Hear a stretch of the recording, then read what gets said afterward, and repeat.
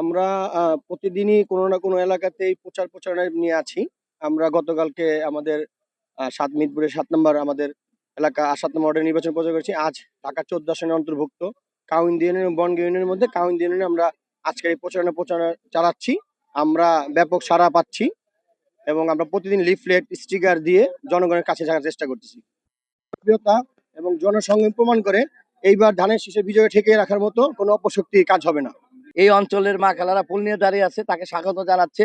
ইনশাল্লাহ আগামী 12ই ফেব্রুয়ারি যে নির্বাচন হচ্ছে, সেই নির্বাচনে 14 আসনের সর্বস্তরের জনগণ সানজিদা ইসলাম তুলি আপা এবং বিশেষ করে ধানের শীষে প্রতীকে ভোট দিয়ে এই তুলি আপাকে নির্বাচিত করবেন এবং বিপুল ভোটে উনি নির্বাচিত হবেন। আর আমাদের এই ভোট চাওয়ার যে যাত্রা, এটা আমাদের যতদিন পর্যন্ত আমাদের নির্বাচনে আগ পর্যন্ত সময় আছে, ইনশাআল্লাহ আমরা দেখতে পাচ্ছেন আমার সাথে আমার জাতীয়তাবাদী ছাত্র দল আছে, পিছনে প্রার্থীর সাথে সমস্ত অঙ্গ সংগঠনের নেতাকর্মীরা আছে। আমরা আমাদের কার্যক্রম চালিয়ে যাচ্ছি। আগামী নির্বাচন ভোট একদম ভোটে সুনিশ্চিত জয় ছাড়া ইনশাল্লাহ আমরা মাঠ ছাড়তেছি না। বাংলাদেশের বৃহৎ কোন দল থাকলে এবং কি সাবেক তিনবার বাংলাদেশ পরিচালনা করার যাদের যে দলের অভিজ্ঞতা আছে, সেটা বাংলাদেশ জাতীয়তাবাদী দল বিএনপি।